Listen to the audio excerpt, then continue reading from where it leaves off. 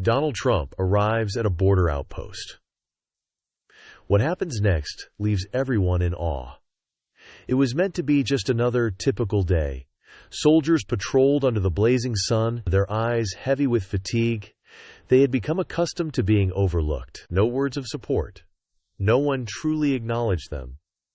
But then something occurred that no one anticipated. A helicopter descended, stirring up a cloud of dust. No banners, no media crews. Just one man stepping out, his stride determined. It was Donald Trump. No announcement, no grand ceremony, and the first words he spoke were not a scripted address, but a simple, surprising question. Can someone tell me how your day has been? No one realized that in that moment, everything was about to transform. The atmosphere inside the White House Situation Room was more intense than ever. The glow of large screens illuminated the faces of high-ranking officials. Stacks of thick reports cluttered the table filled with numbers, charts, and classified briefings. President Donald Trump sat at the center, his keen gaze scanning through the documents in front of him. He wasn't one for lengthy reports, but today something demanded his full focus. Surrounding him were top military generals, national security advisors, and key officials from the Pentagon. Nearby stood John Matthews, the Secretary of Defense, a seasoned man with silver-streaked hair and a gaze that had witnessed years of conflict and bureaucracy. Matthews cleared his throat, breaking the tense silence. Mr. President, this is the latest report on border security. We've deployed military forces to assist Customs and Border Protection, but he hesitated, glancing at the officials around the table. We're facing some serious challenges. Trump leaned back in his chair, arms crossed over his chest. Be specific, another voice interrupted. General Robert Keller, the commander of the Border Task Force. Sir, illegal crossings remain a challenge, but the bigger issue is morale. These men have been stationed at the border for months, enduring extreme conditions, yet they feel neglected.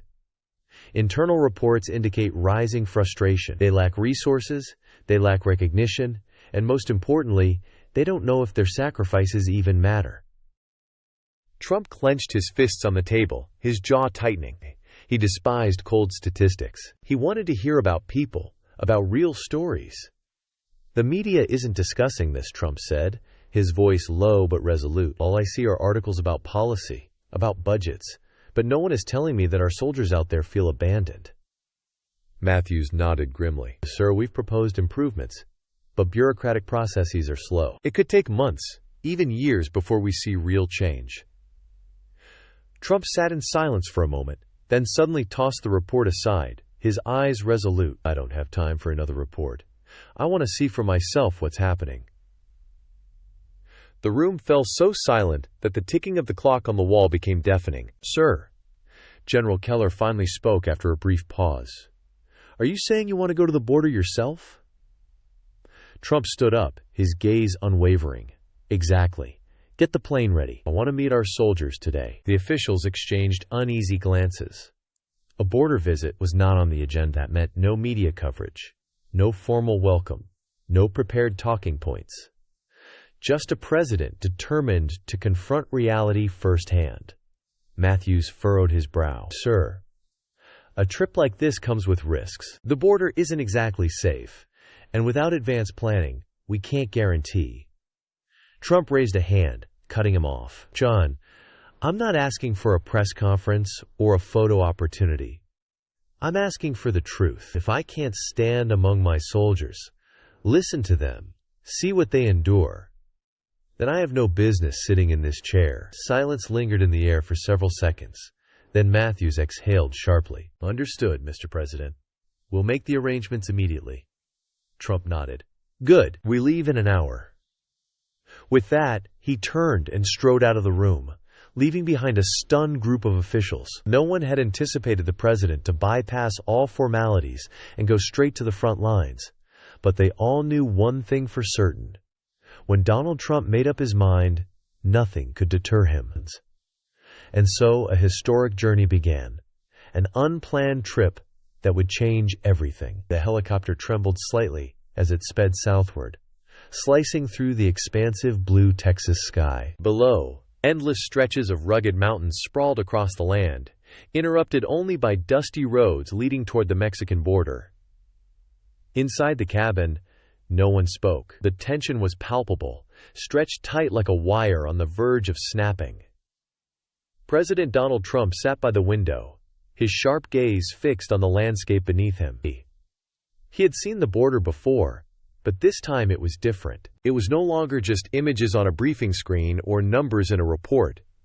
This was reality, a reality he needed to observe firsthand. Across from him, John Matthews, the Secretary of Defense, studied the president in silence. He knew Trump was not a man who wavered. Once he made a decision, there was no stopping him. But even so, Matthews couldn't shake a growing sense of unease. "Sir," Matthews finally spoke, his voice measured. "The outpost we're heading to isn't like a standard military base. It's isolated, barely known, and the conditions are harsh. There's no major airstrip, no luxury accommodations, just soldiers holding the line against a relentless tide of threats." Trump didn't take his eyes off the window. "Then it sounds like I'm going to exactly the right place." Matthews exhaled, knowing there was no talking Trump out of this. He turned to General Robert Keller, who was reviewing the security protocols. Keller had served in the military for over 30 years, fighting in major conflicts around the world. But even he understood this was a different kind of battle. A battle with no explosions, no sirens, only silence, exhaustion, and a struggle against being forgotten. "We'll be landing in 15 minutes, Keller announced. "Security has been arranged, but there are still risks. Smuggling cartels operate in this area, and they don't hesitate to provoke patrol forces." Trump nodded, his expression unwavering. "I'm not here to be protected. I'm here to see the truth." Those words left Matthews and Keller speechless. They had met many presidents, many politicians. But this was the first time they had seen a leader willing to leave the comfort of the Situation Room and step directly into the harsh reality of the front lines. Without cameras, without ceremony, without a script. As the helicopter descended, the landscape below came into sharp focus. A military outpost appeared, standing alone in the vast wilderness. Makeshift buildings, razor wire fences, watchtowers hastily erected. This wasn't a high-tech command center like the Pentagon, nor was it a well-established base. This was the front line, where soldiers endured hardship daily, unseen, and uncelebrated. The helicopter touched down. A thick cloud of dust billowed into the air, clinging to uniforms and goggles worn by the waiting troops. But no one moved. No applause, no lined-up salutes, only cautious eyes, sunken faces, and the exhaustion of too many sleepless nights. Trump stepped out first. He scanned the surroundings, taking everything in. The soldiers didn't rush to shake his hand or chant his name. They simply stood there watching him, as if waiting to see whether he truly understood them, or if this was just another routine visit from a politician who would soon forget them. A tall officer stepped forward. Captain Mark Reynolds, the outpost commander, was a man shaped by years of service, his frame solid, his face weathered with lines etched by time and duty, his gaze sharp, but beneath it lay something else. Doubt. "Sir, welcome to Black Ridge Outpost," Reynolds said, his voice steady and firm. Trump nodded. "Thank you, Captain. But I didn't come here to be welcomed. I came to hear what's really happening." Reynolds glanced at his fellow soldiers before turning back to Trump. "Then I hope you're ready, sir, because what we're about to tell you isn't in any report." Trump met Reynolds' gaze head-on, unwavering. "Good. Because I don't care about what's on paper. I want the truth, no matter how difficult it is to hear." Reynolds gave a slow nod, then turned and motioned for Trump to follow him toward the barracks. Behind them, the soldiers began to move. Some remained cautious, skeptical, but others started looking at Trump differently. They had heard plenty of speeches before, but for the first time they were seeing a president who didn't just want to talk. He wanted to listen. What they didn't know was that the conversation about to take place would change everything. Reynolds led the way through the dusty walkways of the outpost, where soldiers moved quietly, working under the relentless heat of the borderlands. Trump walked slowly, missing nothing. He took in the narrow rows of metal bunks packed inside a cramped barracks, uniforms hanging on the walls still stained with sweat and desert dust. He saw the battered steel tables in the mess hall, where a few soldiers sat in silence, their eyes carrying a weariness deeper than any he had seen before. Reynolds stopped outside a small mess hall. Inside, a few dozen soldiers had gathered, but no one spoke. They weren't sure what to expect from the president standing in their midst. Trump pulled out a chair and sat down, his gaze steady as he looked at the soldiers before him. "All right," he said, his voice low but firm. "I didn't come here to give a speech. I came to hear your stories. Tell me what's really happening here." No one answered at first, their eyes darting toward one another, hesitant. Finally, a young soldier with short black hair set his fork down on his tray, took a deep breath, and met Trump's gaze. "My name is Jake Miller, sir," he said, his voice dry as if he had been holding back these words for too long. "I've been here 18 months, and I don't know if I can keep doing this." The room fell into a heavy silence. Jake clenched his fists, as if wrestling with whether he should continue. Then his voice steadied. "When I first came here, I felt proud. I wanted to serve my country, to do something that mattered. But as the days dragged on, I started feeling like I was nothing more than a ghost. We're out here working day and night, facing dangers no one talks about.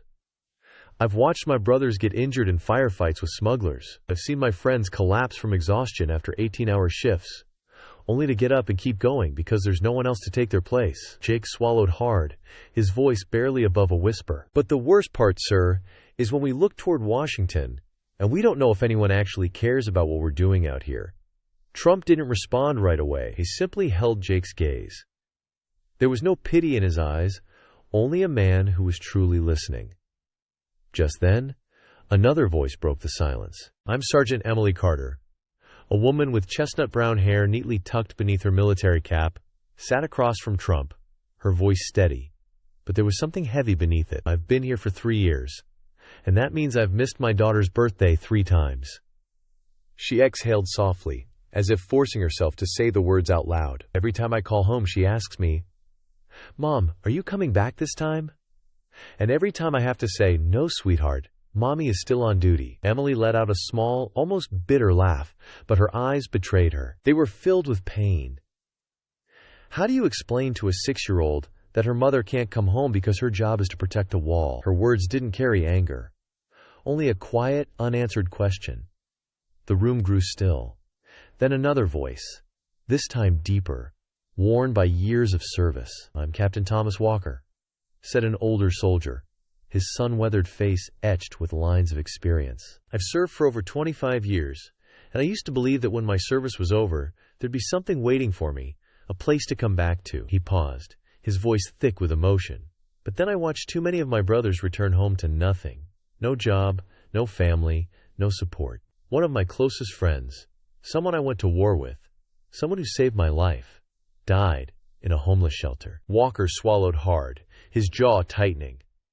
He was a great soldier, a hero, but in the end he was nothing more than a statistic on a report about homeless veterans. The weight of his words pressed down on the room, making it almost suffocating. Soldiers lowered their gazes, staring at their hands, because Walker's story wasn't just his, it was theirs too. Trump clenched his fists, then slowly rose to his feet. "No one should have to live like this," Trump said, his voice low but firm. "No one should be forgotten." His eyes swept across the room, meeting each soldier's gaze one by one. "I can't change what's already happened. I can't give you back the years you've lost. But I can promise you this. Starting today, I will do everything in my power to make sure that none of you ever feel abandoned again." No one clapped. No one cheered. But something shifted. A flicker of hope sparked in the eyes of soldiers who had grown accustomed to disappointment. Jake locked eyes with Trump for the first time with a hint of belief. "Sir, are you really going to do that?" Trump nodded without hesitation. "I will, and if I don't, call me. Remind me of this promise." The room went still for a few seconds, then Captain Walker let out a low chuckle, warm but laced with disbelief. "Sir, are you sure you want to open yourself up to hundreds of calls from us?" Trump smirked. "If that's what it takes to make sure you get what you deserve, then I'm ready." For the first time in months, genuine smiles appeared on the faces of these border soldiers, not because they blindly believed that everything would change overnight, but because for the first time they felt acknowledged. Outside, the sun dipped behind the distant hills, setting the sky ablaze in deep shades of red. But inside that small, worn-down room, Something burned even brighter. A promise had just been made, and this time it felt like a promise that would not be broken. The room remained heavy with silence after the soldiers' stories. Their words weren't just raw truths. They were wounds that had never healed. President Trump stood still, his hands tightening on the table as if trying to grasp every word that had just been spoken. There were no quick responses, no lofty promises. Then suddenly he turned to Captain Mark Reynolds. "Can you take me around the base?" Reynolds blinked, caught off guard. "You mean right now, sir?" Trump nodded. "Yes. I don't just want to listen. I want to see."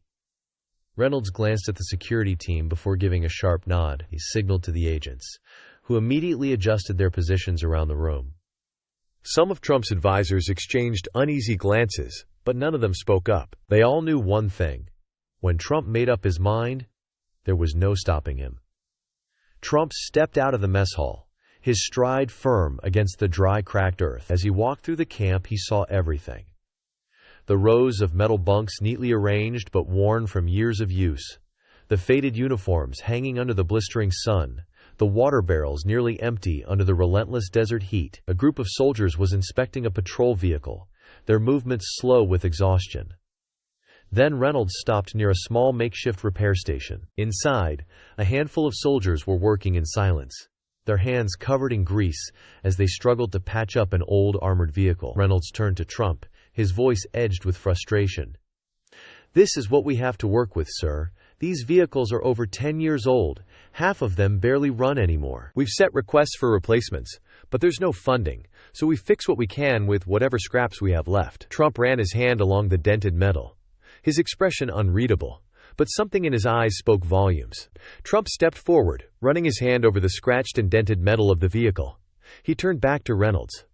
"How long has it been since you last received new equipment?" Reynolds exhaled deeply. "Almost 2 years, sir. We've submitted requests, but bureaucracy moves too slowly. While we wait, we make do with whatever we have." Trump clenched his jaw. He had heard about government red tape before, but witnessing its consequences firsthand, impacting the very soldiers protecting the border, was something else entirely. They continued walking, but then something made Trump stop. In the far corner of the outpost, a group of soldiers sat around a makeshift table. Scattered across it were letters, some crisp and new, others creased and worn from being read repeatedly. Reynolds glanced at the scene and spoke softly. "They're reading mail from home." Trump approached without a word. One young soldier, no older than 25, held a letter in his hands. His eyes were distant, lost in whatever words were written inside. Trump lowered his voice. "Who's it from?" The soldier stiffened, startled. Slowly he looked up. "It's from my mother, sir." His throat tightened as if the words were hard to say.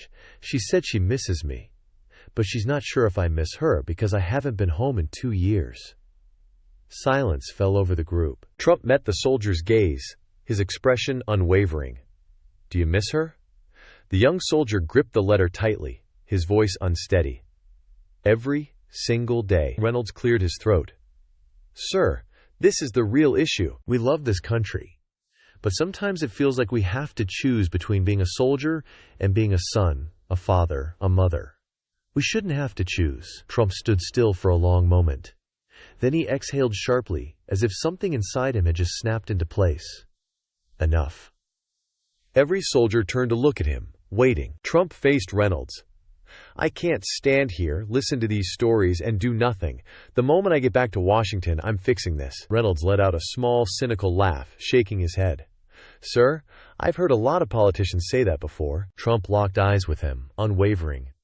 "You won't have to hear me say it. You'll see me do it." Then he turned to Matthews, who had been silent until now. "I want a full report on this base's conditions tomorrow.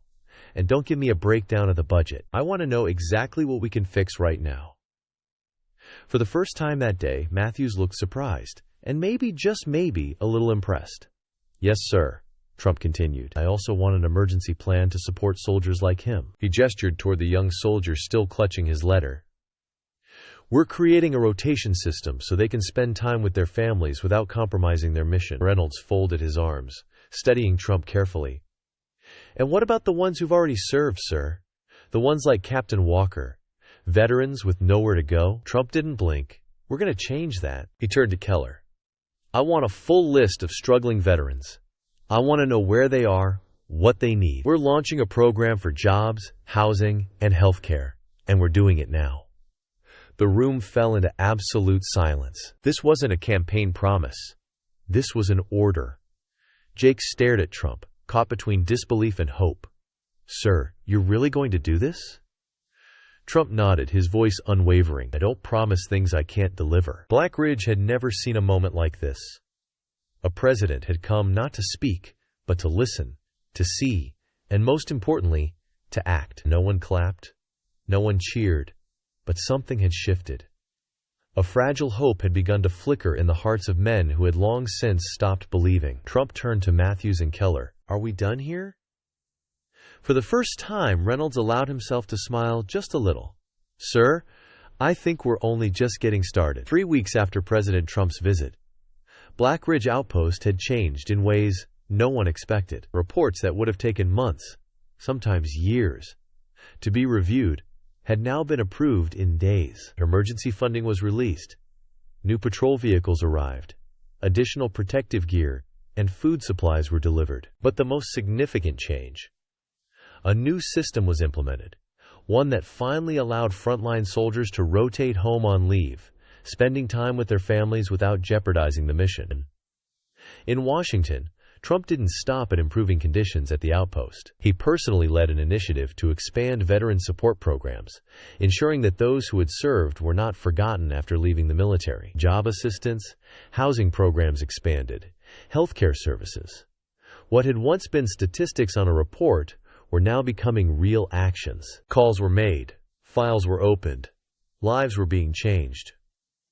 One late afternoon at Black Ridge, Sergeant Emily Carter's phone rang. She answered, and on the other end was the excited voice of her daughter. Mommy, are you really coming home? Emily gripped the phone tightly, tears welling in her eyes. For the first time in 3 years, she could say something other than no. Yes, sweetheart, she whispered, her voice breaking. I'm on my way home. In another corner of the outpost, Jake Miller was packing his gear, not because he was leaving for good, but because he had been granted leave, a privilege that had once seemed impossible. As he stepped out of his tent, Captain Mark Reynolds was waiting, arms crossed, a rare smile tugging at his lips. You know, Miller, Reynolds said, I've never seen a promise kept this fast. Jake let out a small laugh, the weight in his chest finally lifting. Neither have I, sir, but it wasn't just the soldiers on duty who felt the impact of this change. Far away, amidst the bustling streets of New York City, Captain Thomas Walker, a man who had once believed he'd be forgotten like so many other veterans, opened a letter from the Department of Veterans Affairs. Inside, he read the words that made his hands tremble. He had been approved for veteran housing. After more than 25 years of service, he finally had a place to call home. That evening, Walker sat on a park bench, the letter in his hands, fingers running over the paper, as if trying to convince himself it was real. He had lost too many friends. He had seen too many like him abandoned by the system. But now, for the first time in years, he knew something had changed. Meanwhile, in Washington, Trump sat in the Oval Office, reviewing reports from his advisors, a list of veterans who had received assistance, a breakdown of frontline soldiers now benefiting from the new leave program, programs that had moved from mere policy proposals to real action. He took a sip of coffee, fingers tapping lightly on the desk. The phone rang. John Matthews, Secretary of Defense. Mr. President, Matthews said, I just got word from Black Ridge. Your reforms are making a real impact. Reynolds says that for the first time in years, the soldiers there feel like they haven't been forgotten. Trump nodded slowly, his voice steady. Good, but we're not stopping here. I want continued updates. If there's even the slightest delay in these policies being carried out, I want to know immediately. Matthews chuckled. Mr. President, I think you've just set a new standard for us. Trump let out a small smile, but his eyes remained serious. Good. Make sure we keep it that way. The call ended. Trump leaned back in his chair, gazing out at the Washington skyline. He knew that in politics some things couldn't change overnight. But today, at least, he had proven that true leadership wasn't about speeches. It was about action. A few days later at Black Ridge Outpost, a new sign was placed at the entrance. It had just one simple phrase: no one left behind. And this time, every soldier at that outpost knew it wasn't just a slogan, it was a promise. The stories from Black Ridge aren't just about the soldiers stationed at the border. They're about loyalty, sacrifice, and a promise that was finally kept. But above all, they're about action. Because action is what makes the difference. We often hear grand speeches, bold promises, and ambitious policies. But what truly matters is what happens next. Today we witnessed a promise fulfilled. From improving the conditions of frontline soldiers to expanding veteran support programs. It all started with one unexpected visit. A visit that changed thousands of lives. But this story doesn't end here. Out there, soldiers are still standing guard day and night, protecting our borders, protecting this country, sometimes in silence, sometimes forgotten. And veterans, men and women who once wore the uniform with pride, are still searching for a way to rebuild their lives after service. They don't need pity, they need recognition. They need to know that their sacrifices matter. And we, the ones hearing their stories, can help in the simplest way. By listening, by sharing, by never letting them be forgotten. If you believe that those who serve this country deserve more, let your voice be heard in the comments below. What do you think about what happened at Black Ridge? What else needs to change? And if you want to hear more inspiring stories of courage, sacrifice, and real leadership, hit subscribe and turn on notifications so you never miss a video. Thank you for watching. Let's share this message. No one left behind, no one forgotten. See you in the next video.